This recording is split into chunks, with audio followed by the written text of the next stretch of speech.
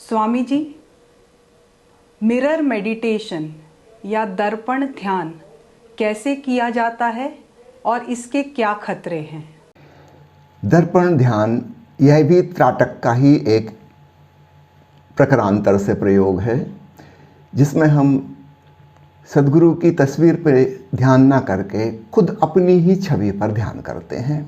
तो इसकी विधि इस प्रकार से ओशो ने समझाई है कि अपने कमरे को पूरा अंधकारपूर्ण कर लें, कहीं बाहर से कोई रोशनी ना आती हो, साउंड प्रूफ हो सके तो और भी अच्छा, बाहर की आवाज़ें ना आएँ या कम से कम व्यवधान हो। यह प्रयोग रात को करना श्रेयस्कर है।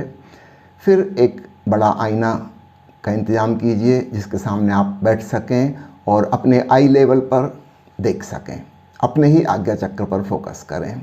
आईने से करीब 2-2.5 फीट दूर बैठना है। या तो बिजली के बल्ब अथवा मोमबत्ती या दीपक की व्यवस्था इस प्रकार से करें कि वह रोशनी आपको सीधी न दिखाई दे और ना ही उसकी छवि दिखाई दे आईने में। वो रोशनी आपके चेहरे पर पड़ रही हो और आपका चेहरा नज़र आए, सीधी सीधी रोशनी ना दिखाई दे, नहीं तो फिर हमारी आंखें वहाँ भटक जाएंगी, और ना ही उनका रिफ्लेक्शन दिखाई दे, हमको अपना चेहरा दिखाई दे। तो इस प्रकार की व्यवस्था कर लें। तो इसमें 2 चरण हैं। पहला चरण 40 मिनट का है। एकटक अपने आज्ञा चक्र की तरफ देखते जाना है। आंखें अपलक हों तो सर्वश्रेष्ठ। अगर बीच बीच में पलक कहीं झपक जाए, ना रोक पाएँ तो कोई बात नहीं, उसमें पश्चाताप करने की ज़रूरत नहीं। आँख की पुतली का मूवमेंट नहीं हो। तो बेसिक्स वही हैं जो मैंने पहले त्राटक ध्यान के बताए। एकटक देखना है, सांस धीमी धीमी चलती रहे, तेज़ी से ना चले। फिर आपने पूछा इसमें खतरा क्या है। खतरा ये है कि करीब करीब 1 हफ्ते ध्यान करने के पश्चात कुछ विचित्र अनुभव होने लगेगा। ये यहाँ से खतरा शुरू होता है। अचानक आपके चेहरे की जगह कुछ और आकृति नज़र आने लगेगी, किसी और का चेहरा जिसको आप नहीं पहचानते। 1 हफ्ते से अधिक करने पर हमारे भीतर की अवचेतन मन की परतें खुलने लगती हैं और वो जो हमारी सूक्ष्म काया है, प्राणमय कोश, उसमें हमारी पुरानी स्मृतियाँ संचित हैं, न केवल इस जन्म की, पिछले जन्मों की भी। तो कभी इसी जन्म के पिछले चेहरे, कभी कभी पिछले जन्म के चेहरे नजर आने लगेंगे। लगभग 1 महीना बीतते बीतते मनुष्य योनि के भी पहले कभी हम जानवर थे, वो वाले चेहरे भी नज़र आ सकते हैं। तो बहुत से साधक घबरा जाते हैं। तो इसमें यही खतरा है कि जिन लोगों को भय लगता है, डर लगता है, वे यह प्रयोग ना करें।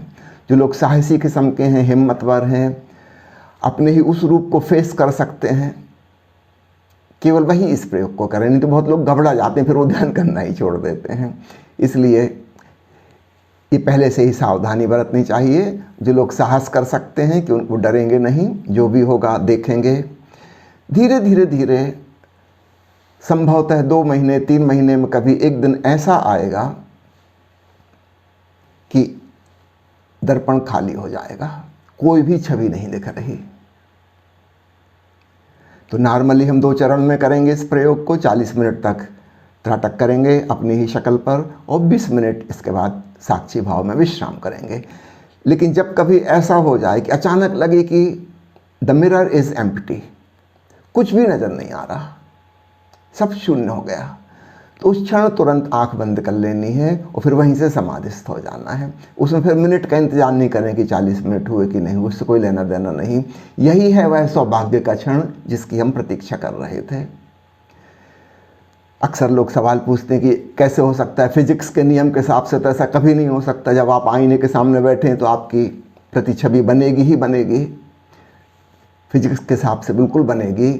लेकिन अध्यात्म के हिसाब से अगर हमारी ऊर्जा बहिर्मुखी की जगह अंतर्मुखी हो गई, वो जो एक्सट्रोवर्ट कॉन्शसनेस थी वो पूरी की पूरी इंट्रोवर्ट कॉन्शसनेस हो गई, तो बाहर देखेगा कौन? सिर्फ आंख नहीं देखती, भीतर जो चेतना है वह देखती है। इस बात को ख्याल करिएगा। हमारे शरीर की जो भी इंद्रियां हैं वो समझो खिड़कियां हैं। जैसे एक मकान के भीतर एक मकान मालिक है, एक खिड़की पर जाके वो देखता है कि सूर्योदय हो रहा है, दूसरी खिड़की पर जाके वो देखता है बगीचे में से पंछी की आवाज़ आ रही है, तीसरी खिड़की पर जाता है, वहाँ से बगीचे में खिले फूलों की सुगंध आ रही है। तो हमारी कान, आँख, नाक इत्यादि हमारी देह की खिड़कियाँ हैं जहाँ से बाहर की सूचनाएं आती हैं। लेकिन याद रखना, खिड़की को नहीं आती सूचना, खिड़की के थ्रू आती है, लेकिन भीतर मालिक है, इसलिए उसको पता चलता है। जब मृत्यु हो जाती है शरीर तो यहीं पड़ा रह जाता है। क्षण भर पहले जिंदा था, अब ना वो देखता है, ना सुनता है, ना छू सकता है, ना उसे कोई गंध आती, ना कोई स्वाद आता। क्यों? क्या जीभ बदल गई? क्या कान बदल गए? नहीं, भीतर का मालिक गायब हो गया, तो खाली मकान पड़ा है। तो यह इसलिए याद दिला रहा हूँ कि खिड़की नहीं देखती, खिड़की नहीं सूंघती, खिड़की नहीं सुनती, कोई और है पीछे। अगर वह मालिक वहाँ से अंतर्मुखी हो गया, स्वयं की तरफ उन्मुख, वो किसी खिड़की में से नहीं झांक रहा, तो बाहर क्या चल रहा उसको पता ही नहीं चलेगा।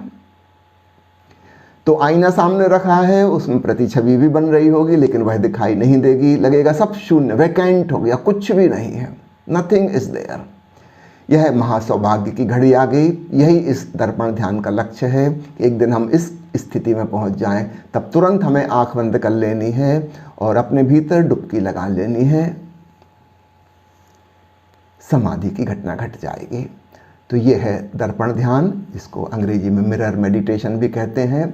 बहुत महत्वपूर्ण ध्यान है। पुनः दोहरा दूं, जो साहसी किस्म के लोग हैं वही इस प्रयोग को करें। जिनको पता है कि हम भयभीत हो जाएंगे अपनी शक्ल की जगह किसी और शक्ल को देख के या किसी पशु पंछी की शक्ल देख के, वो इस प्रयोग को ना करें। माँ जी, ओशो ने ऐसी कौन सी ध्यान विधि बताई है जिसका प्रयोग साधक मृत्यु काल में कर परम पद को प्राप्त कर सकता है? राघव जी, भगवान ने गीता दर्शन 8 के 10वें और 11वें श्लोक में व्याख्या करते हुए ये विधि बताई। वह श्लोक का भाव है, वह भक्ति युक्त पुरुष अंतकाल में योग बल से भ्रकुटी के मध्य में प्राण को अच्छे प्रकार स्थापन करके फिर निश्चल मन से स्मरण करता हुआ उस दिव्य स्वरूप परम पुरुष परमात्मा को ही प्राप्त होता है। वेद के जानने वाले जिस परम पद को अक्षर ओंकार नाम से कहते हैं और आसक्ति रहित यत्नशील महात्मा जन जिसमें प्रवेश करते हैं तथा जिस परम पद को चाहने वाले ब्रह्मचर्य का आचरण करते हैं, उस परम पद को तेरे लिए संक्षेप में कहूँगा। भगवान श्री कृष्ण अर्जुन को ये विधि समझा रहे हैं, मृत्यु काल में कैसे उपलब्ध हुआ जाए। तो उसमें कुछ बात, जैसे वह भक्ति युक्त पुरुष, तो भक्ति युक्त मनुष्य कब होता है? हमारे चेतना की 2 क्षमताएं हैं, एक विचार की क्षमता है और दूसरी भाव की क्षमता है।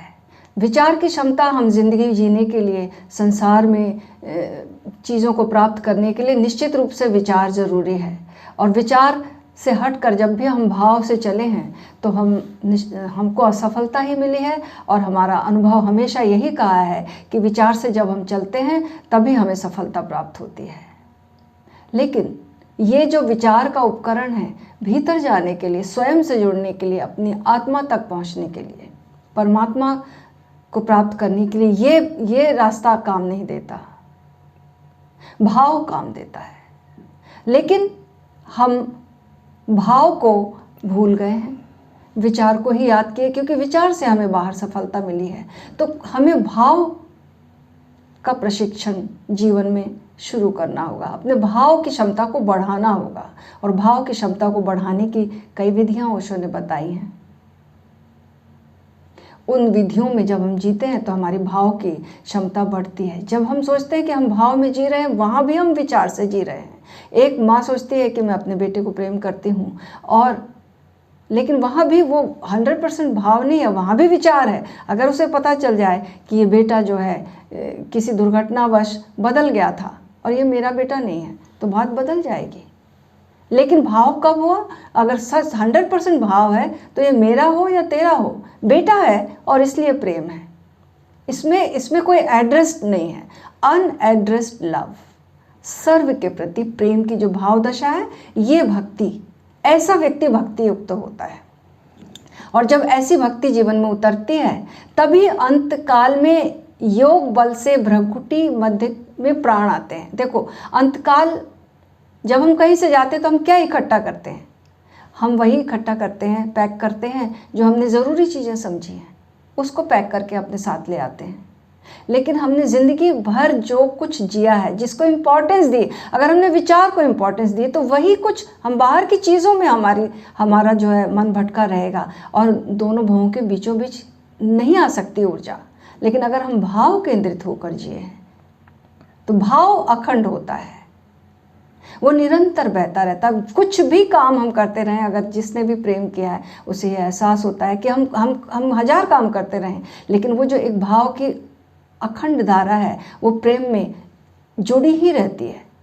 तो भाव की ये क्षमता है। अगर हमने ज़िंदगी भर भाव में जीने की प्रैक्टिस की है, किसी को प्रेम किया है, गुरु के प्रेम में जिए हैं, तो हमारी ये प्रैक्टिस हुई है और वो भाव दशा जो है आसानी से वहाँ अखंडता है। विचार में खंडित हो सकते हैं तो फिर हम दोनों भावों के बीचों बीच ऊर्जा नहीं रह सकती। किस पल मौत आ जाए किसको, वो पल नहीं पकड़ा जा सकता। तो अखंडता चाहिए, तो भाव अखंड हो सकता है। तो भक्ति और भाव में जीने की कला, जीवन भर साधना कैसे हो, इसकी प्रक्रिया ओशो ने बताई है। अब जब हमने जीवन भर भाव को महत्व दिया है और फिर आज्ञा चक्र पर बार बार अपनी ऊर्जा को लाए हैं, तो फिर कहते हैं निश्चल मन से स्मरण करता हूँ। निश्चल मन तभी होता है जब भाव में हम होते हैं। मन तो हमेशा चंचल है, निश्चल मन यानी भाव।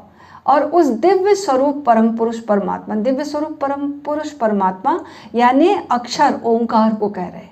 वो जो ओंकार जो हम कर नहीं रहे, वह ओंकार, वह गूंज, वह नाद जो हो रही है, उसकी हमने प्रैक्टिस की है। तो अगर हमारा अंत समय आया हुआ है और हम मृत्यु को जाने वाले हैं, तो हमारी सारी ऊर्जा जो सिकुड़ कर दोनों भवों के बीचों बीच आ गई, पूरे प्राण वहाँ टिक गए और ओंकार का श्रवण जब चल रहा है, ऐसे ये प्रैक्टिस में जब हम इस ध्यान में हम जीवन भर इसको किए हैं, तो मृत्यु में ये स्वतः घटित होगा और फिर ऐसे में हम मोक्ष को प्राप्त होते हैं। क्योंकि जब दोनों भवों के बीचों बीच जो ऊर्जा आती है, उस चक्र से जब प्राण निकलते हैं तो अब दूसरा जन्म नहीं होता। अगर इससे नीचे हमारी ऊर्जा है तो निश्चित रूप से फिर हम और जन्मों में जाते हैं और फिर पहली क्लास से शुरू करना पड़ता है, पहले चक्र से ही शुरू हो जाती है यात्रा। लेकिन यहाँ दोनों भ्रकुटियों मध्य में आने के बाद अब यहाँ से यात्रा बदल जाती है, यहाँ से मोक्ष की यात्रा शुरू हो जाती है।